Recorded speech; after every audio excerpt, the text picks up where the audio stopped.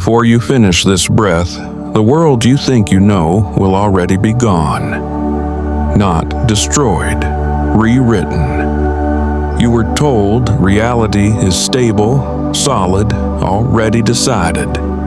That you arrive into a finished universe like a guest late to a party. But what if that story was the first lie you ever learned?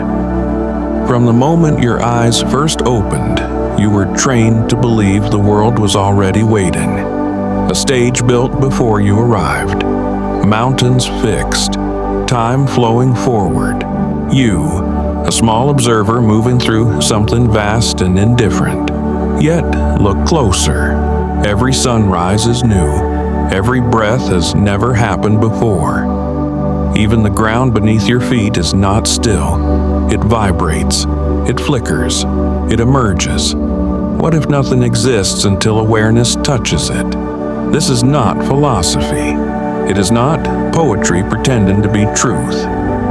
It is the quiet implication hidden inside the equations of modern physics and the oldest insights of mystics who never use numbers at all. Right now, as you listen, your brain insists you are here and the world is out there. A body behind the eyes. A voice entering from the outside. A universe unfolding independently of your attention. But that sense of separation is learned, conditioned, installed so early you never noticed it happening. Before language, before memory, before the idea of me, there was only experience. Color without names, sound without distance, movement without edges. The infant does not see a world. It feels a living flow. Only later does the mind begin to cut reality into pieces. Sky, tree, body, other. The moment you name something, you exile it from yourself. And in that exile, the great illusion is born. I am in here. The world is out there. This single assumption shapes everything that follows. Fear, desire, ambition, the endless search for meaning. Because if you are separate, then you are incomplete. And if you are incomplete, then life becomes a hunt. For safety, for love, for purpose, for something that will finally make you whole. But quantum physics tells a different story. Not loudly, not confidently, almost reluctantly. At the smallest scales of existence, the universe refuses to behave like a solid machine. Particles do not have definite positions. They exist as probabilities, possibilities, clouds of maybe. An electron is not a thing in a place. It is a question waiting to be answered, and the answer only appears when there is an observer. This is where the mind resists. Because we were taught that observation is passive, that seeing is like recording, a camera capturing what already exists. But at the quantum level, seeing is an intervention, the act of measurement that changes the outcome. The universe responds. When no one looks, reality spreads itself thin across infinite possibilities. When awareness enters, one version condenses, becomes solid, becomes this moment. You're not watching the universe. You are participating in its decision to exist this way rather than another. This does not mean you control reality like a magician bending spoons with thought. It means something far more intimate, far more unsettling. It means consciousness is not inside the universe. The universe is inside consciousness. Every sensation you have ever experienced appears within awareness, not outside it. You have never touched an external world directly. You have only touched perceptions arising in the same inner field. The warmth of the sun, the pressure of the chair, the sound of your own name. They all occur in one place. Awareness, You cannot step outside it. You cannot observe it from a distance. It is the space in which distance appears, and yet you were taught to identify with a fragment of it, a body, a personality, a story moving from past to future. This is not a mistake, it is a strategy. Imagine consciousness as an infinite ocean. No edges, no center, no beginning. To experience itself, it must create contrast. Waves, currents, whirlpools that feel separate but are made of the same water. You are one of those whirlpools. Stay with this feeling a moment longer. Not the idea, the sensation. The quiet, knowing that awareness is already here. Before effort, before thought, before choice. Now, notice something subtle. Even this realization appears within awareness. You do not stand outside consciousness looking at it. You're inside the very thing trying to understand itself. This is where the journey deepens. Because once you accept that observation participates in reality, the question changes. It is no longer, what is the universe made of? It becomes, who is the observer? For centuries, science assumed the observer was irrelevant, a neutral witness, a silent recorder of facts. But quantum experiments refuse to cooperate with that assumption. In the famous double-slit experiment, electrons behave like waves when unobserved. They spread, they interfere, they act as if they exist everywhere at once. The moment a detector is added, everything changes. The wave collapses. The electron chooses a position. Reality sharpens into a single outcome. This isn't metaphor. This is repeatable, measured, uncomfortable. The universe behaves differently depending on whether it is being watched. And the deeper physicist looked, the stranger it became. It wasn't just any interaction that caused collapse. It was informational interaction. Knowing mattered. This forced a question science was never meant to ask. What counts as an observer? Is it a machine, a sensor, a human mind, or is it something more fundamental? Awareness itself. Some interpretations suggest that until a conscious observation occurs, reality remains unfinished. Not unreal, unresolved, like a sentence waiting for its final word. This doesn't mean the moon disappears when no one looks at it. That is a misunderstanding born from fear.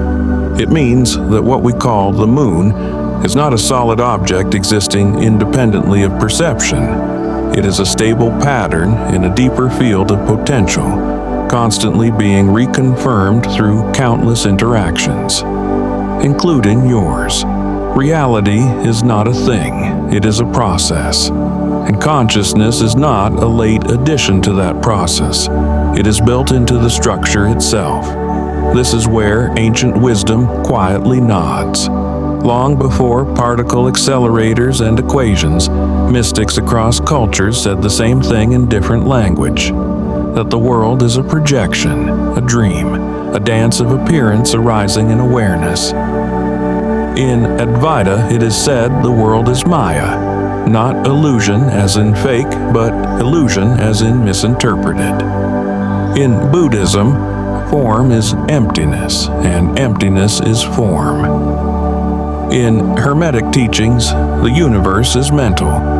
Different symbols, same insight. What science is now circling with mathematics, consciousness traditions approached through direct experience. Not belief, not faith. Observation turned inward. And this is where the story becomes personal. Because if consciousness is fundamental, then your inner world is not secondary. Your attention is not trivial. Your state of being is not separate from the world you experience. Look at your own life. When you are anxious, the world feels hostile, compressed, urgent. When you are calm, The same world feels spacious, manageable, alive. The external facts may not have changed at all, but the reality you live in has. This is not psychological trickery. It is participatory physics playing out at the scale of experience. Your nervous system, your expectations, your beliefs, they tune the way potential collapses into lived reality. You're not creating the universe from nothing, but you are co-authoring the version of it you inhabit.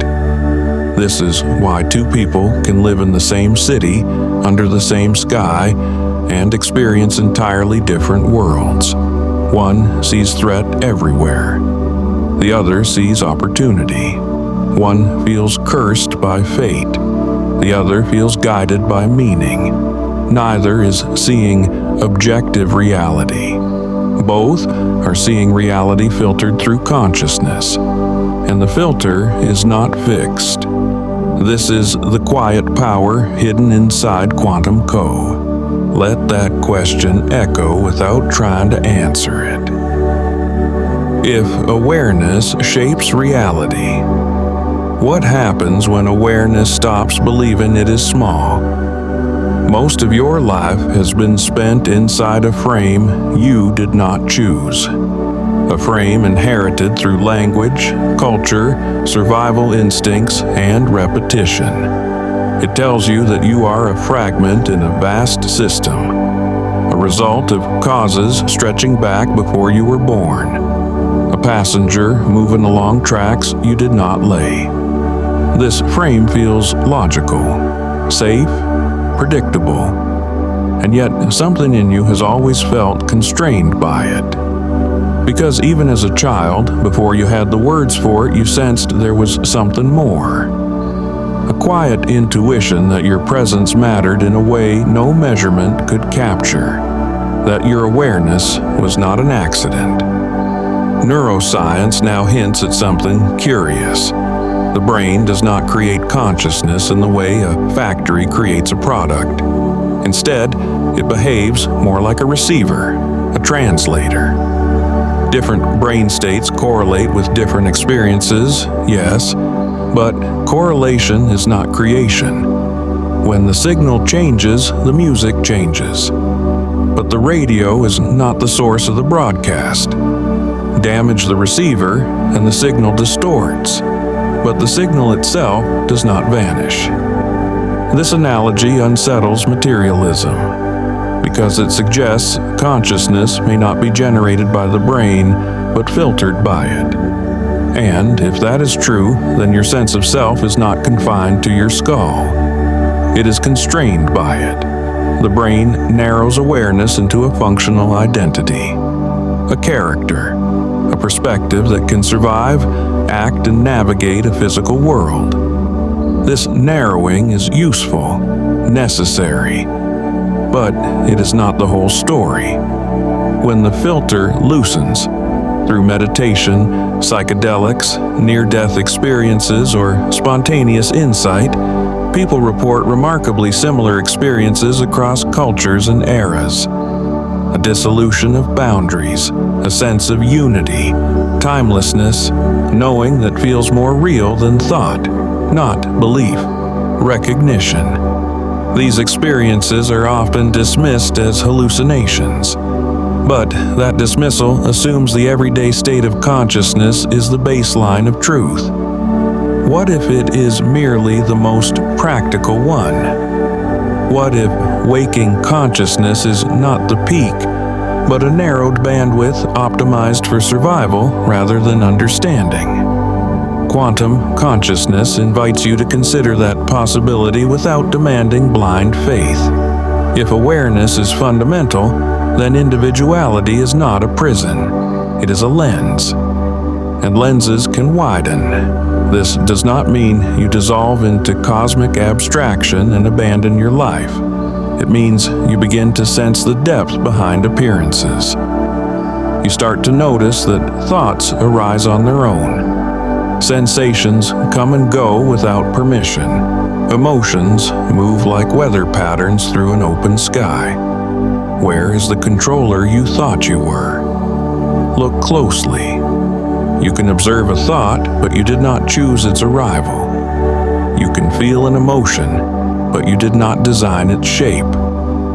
Even the sense of "I am deciding" appears as an experience inside awareness.